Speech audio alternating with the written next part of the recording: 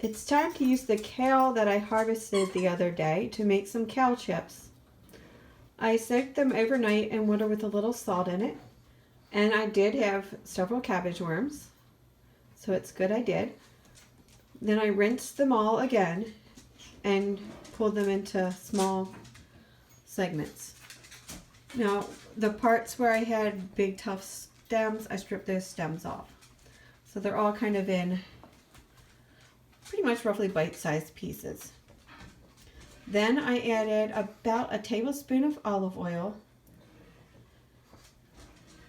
sea salt from the grinder, so I'm not sure the exact amount, but I put some salt on them. And then a teaspoon of soy sauce. Now I'm going to toss them all together, and then I'm going to put them in my air fryer. My air fryer does have a programmable button for these. So I have the Brio, New Wave Brio. I really love it.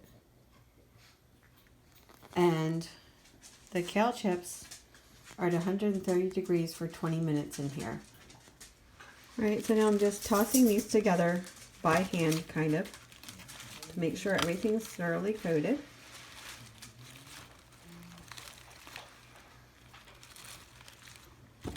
With the olive oil and salt, and mixing up the soy sauce a little. And then I'm going to put them in the basket.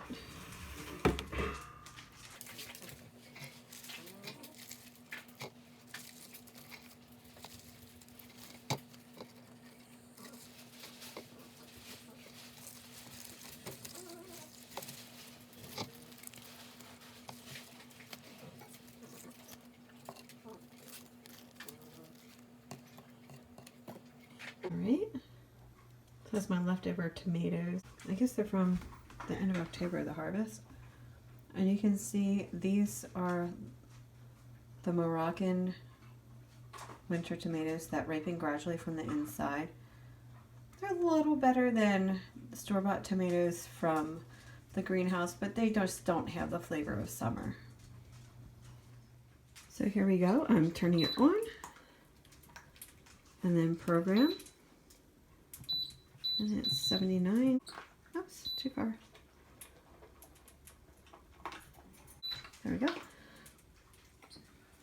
So it's set on 79.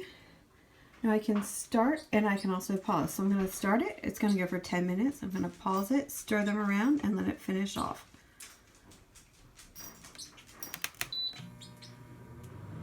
And so with these kinds of air fryers, it's really easy and fast. You can also use a dehydrator though, or your oven on a low temperature, so you don't need to buy something fancy like this.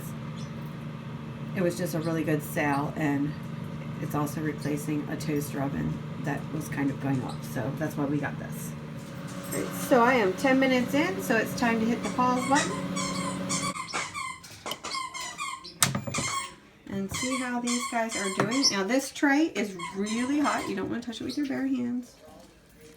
So you can see these guys have a ways to go. I have 3 kinds of kale in here, primarily the Latino kale.